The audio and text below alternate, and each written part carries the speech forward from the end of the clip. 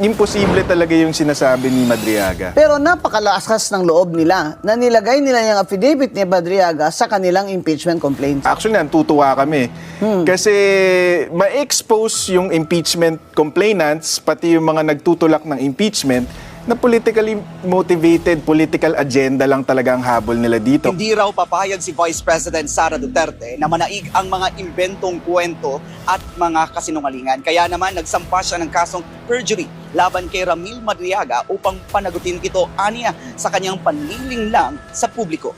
Nagsampa ng kasong perjury si Vice President Sara Duterte laban kay Ramil Madriaga dahil sa mga aligasyong nakapaloob sa affidavit nito laban sa bise.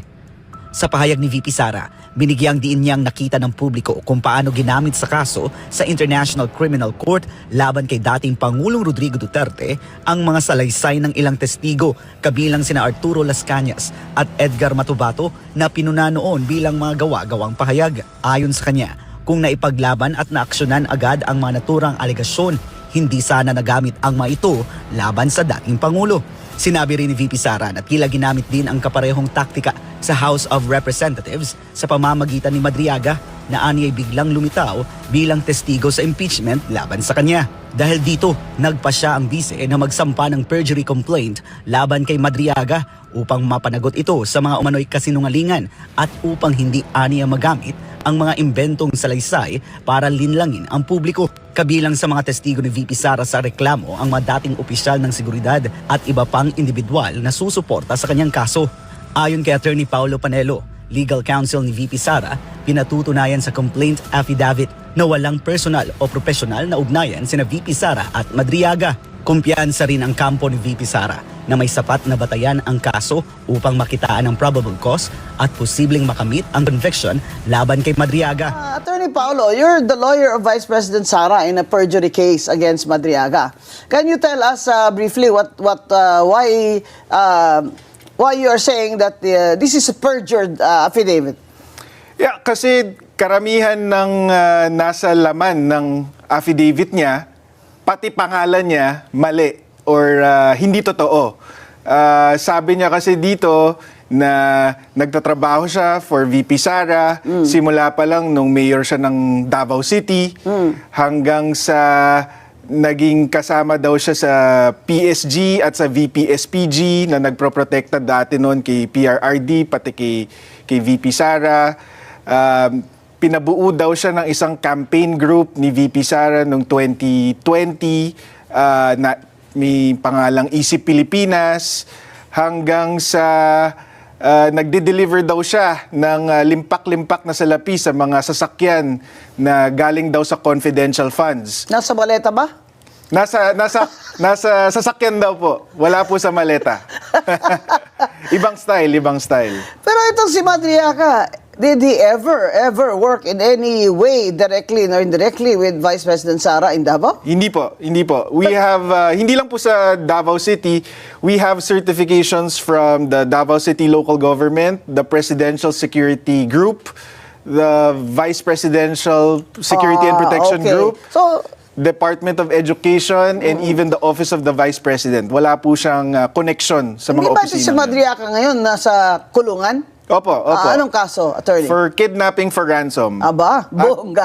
Bongga palang kaso nitong Madriaga. At sinasabi nilang siya ang pinaka-credible witness against VP Sara.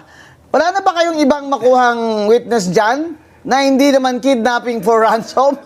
In fact, Attorney Guanzon, sabi nga ng PNP, nung inaresto siya noong 2023, ang description sa kanya is siya ang leader ng Madriaga Kidnap for Ransom Group, which is one of the most dangerous criminal syndicates in recent history. That was the description of the PNP. Wow, and that's in official PNP documents. Well, it was reported. It was reported as coming from the PNP. Yun.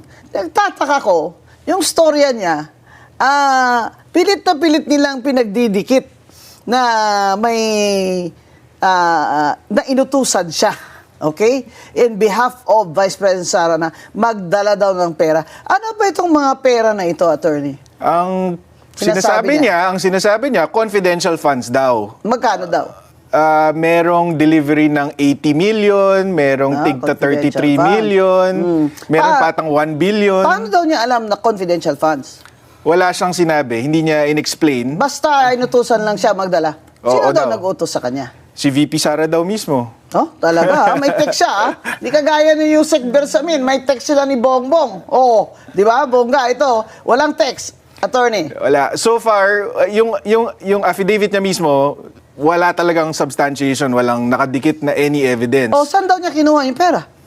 Well, sinabi niya, inabot daw sa kanya ni Colonel Dante La Chica, na So, dating OVP security officer. At Bakit daw sa kanya inabot? dahil parte nga daw siya ng grupo. Pero meron tayong testimony from Colonel Dante La Chica na hindi niya man kilala tong si Madriaga. At saan daw niya deliver at kanino? Kung kani-kanino, meron daw sa parking lot ng Mega Mall, meron sa Ombudsman parking lot, meron sa isang mayor in Laguna na hindi naman pinangalanan, meron sa Novaliches, sa Santiago family, pero walang mga detalye, 'di ba? Oo. At yung mga detalye na binigay niya, kunyari, meron siyang sinabi, dineliver niya sa Mega Mall parking lot. Tapos, white Vios daw na may 80 million ng laman. And then, a few days later, nakita niya daw na the same car minamaneho ni Miss Ria Kilala, asawa ni Attorney Ryan Kilala. Pero imposible yon kasi sabi nga namin dun sa complaint affidavit ni VP Sara, hindi naman nagda-drive itong si Ria Kilala. We have a certification from the LTO Oo. na She has no license. no driver's license at hindi talaga marunong mag-drive. So, So, ang timing lang, attorney. Gusto ko makita. Kailan siya nag-execute nitong affidavit niya? November 29, 2025. Oh, simula na noon ang first impeachment, di ba? Meron na. Tapos na. Voided na ang first Oo, impeachment. tapos na. Tapos, at saka siya ngayon sa November siya. Bakit daw ngayon lang siya nag-affidavit niyan? Hindi natin alam, pero ako, ang hinala namin dito is kailangan nilang punuin yung gap nila sa evidence versus VP Sara. So gumawa sila ng ganitong klaseng testimonya, gawa-gawang testimonya ni Madriaga Oo. para meron silang mapakita kung saan napunta yung confidential funds. Dapat ipakita natin tong picture ng Madriaga na ito na yung mga picture ba ng mga akusado pag bago sila or pagkatapos silang maaresto para makita naman ng mga audience natin kung ano itsura nito at bakit napaka-importante niyang tao. So if you were to describe Madriaga, Attorney Paulo, in one word, ano po ang description niyo sa kanya? Huwad, sinungaling.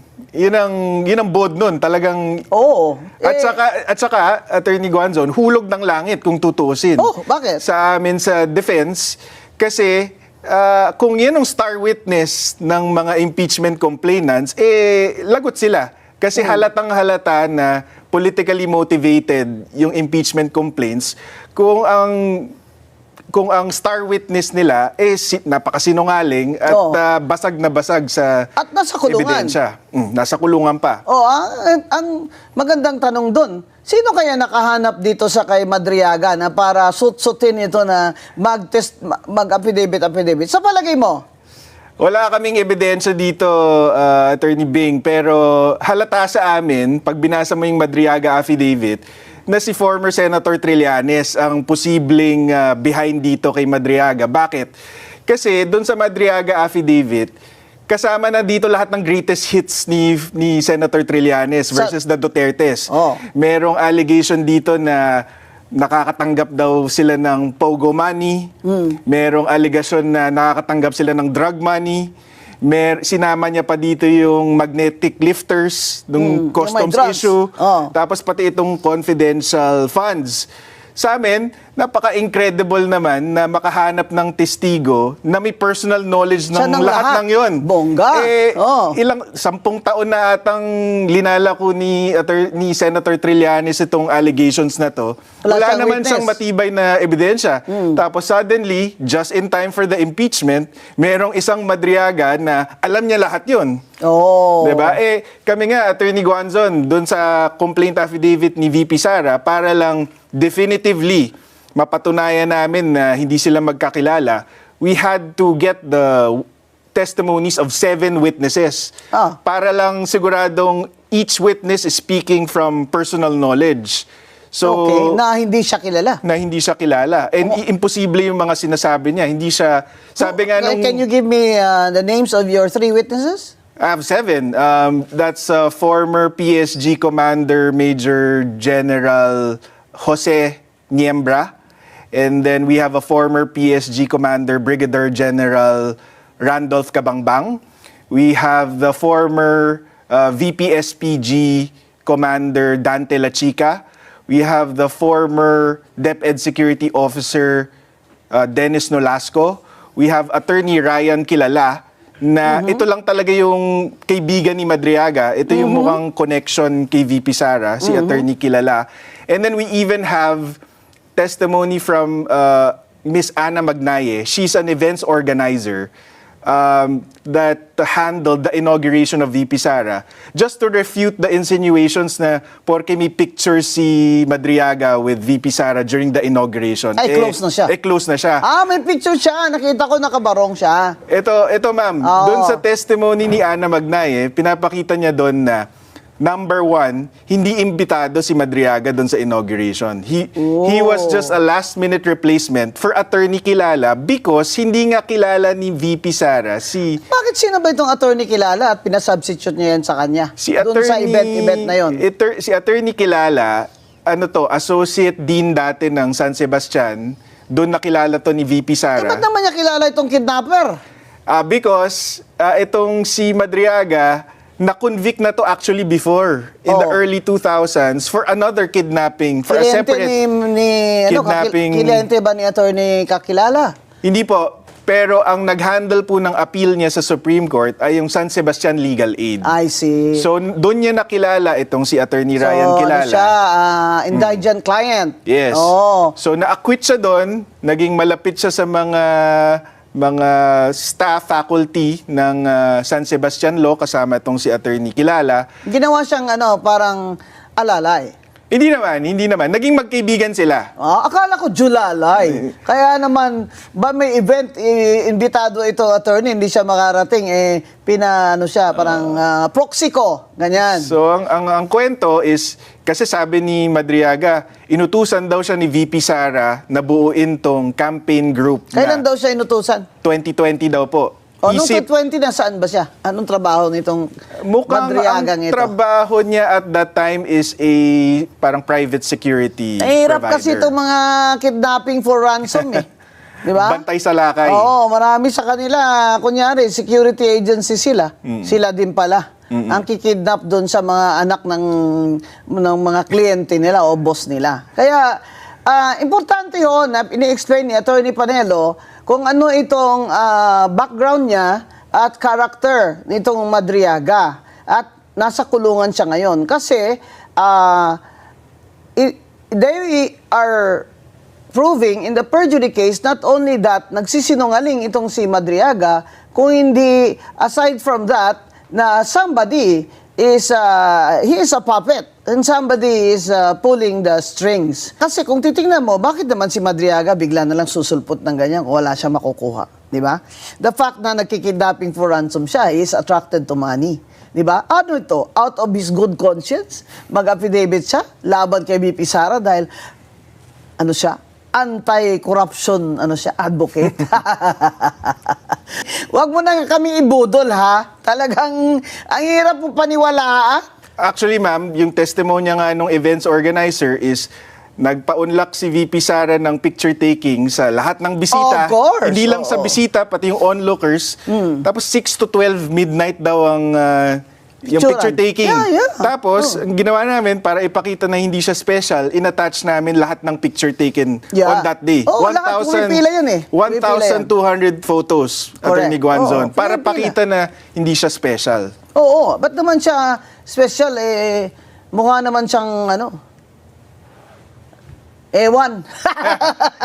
Mamaya, sabihin nyo na naman si Atty. Watson, grabe daw mag-discriminate. Sa itsura pa lang. Ano ko dyan, yung storya, hindi yung itsura. Yung storya ba na Vice President Sara will entrust to this Madriaga that she doesn't even know from any planet where he came from, i-entrust sa kanya na, magbuo ka ng ganito, ha? Mag-organize ka for me, na ganyan-ganyan.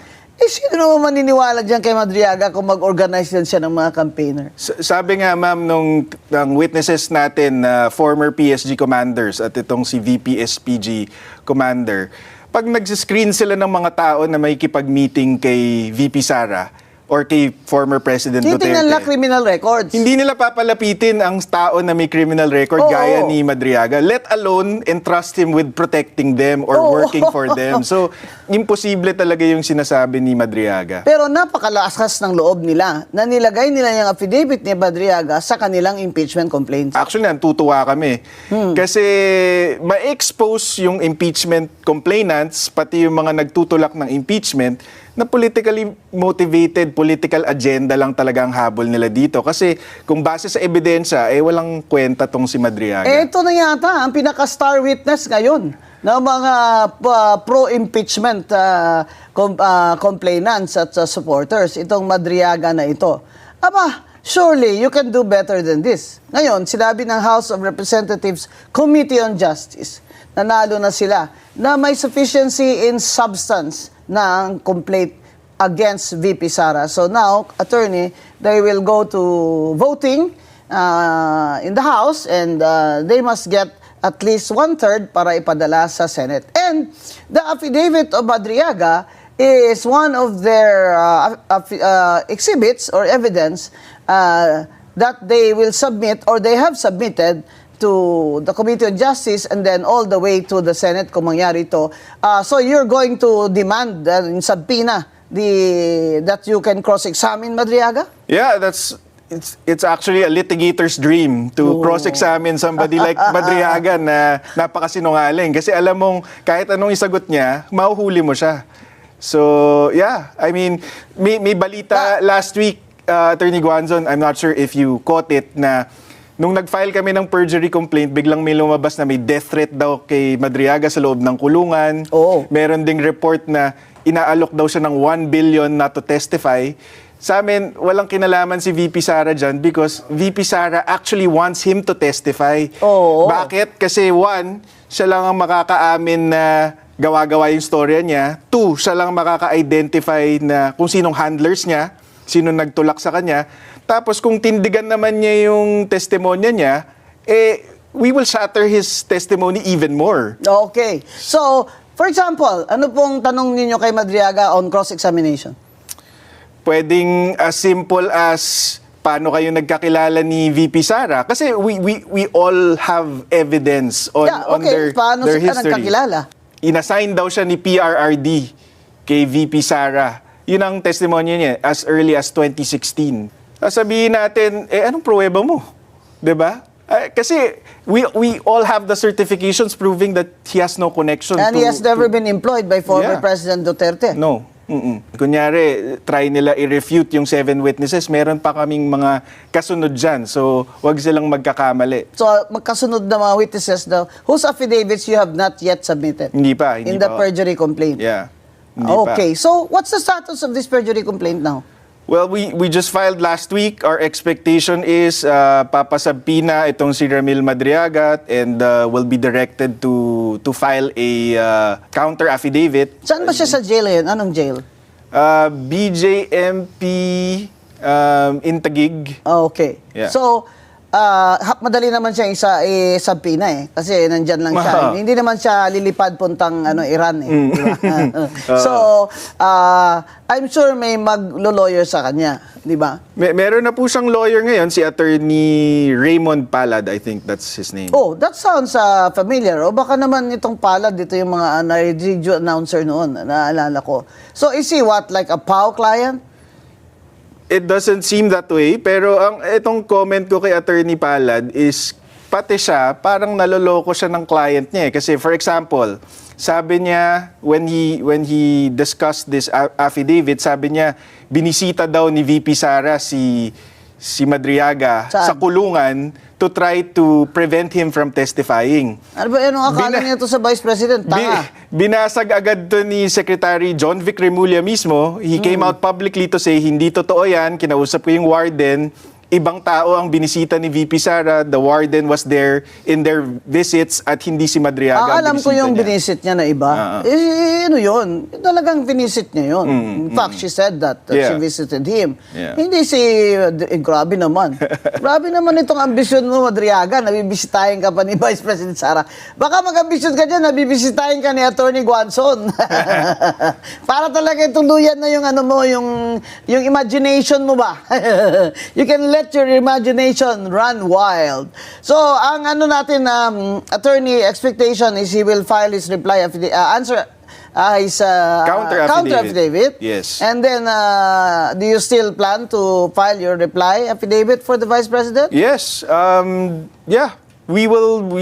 If he stands by his testimony, ang gusto namin actually, Attorney Guanzon, meron siyang mga allegations kasi na walang detalye.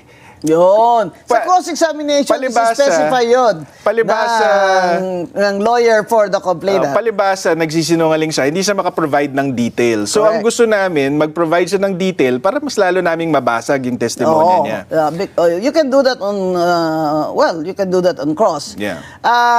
So you filed it in what prosecutor's office? Tagig, because that's where the affidavit was executed. Yeah. Was notarized? Yes, notarized. Yes. And the notary public was a POW lawyer, a lawyer of the Bureau of Jail? I understand that this notary public was engaged by Attorney Palad. I think I saw an interview of him saying that. So dinala ng abogado niya. Opo. Oo. So, well, everybody's entitled to a lawyer, mga kaibigan. In fact, sa inyong ating constitutional right to due process, kailangan naman talaga may due process at lalo na sa criminal cases, ay kailangan talagang may abogado sila. Di ba? Sa mag-confession ka nga, kailangan in the presence pa of a lawyer. Di ba? Of your choice na ikaw pang pumili.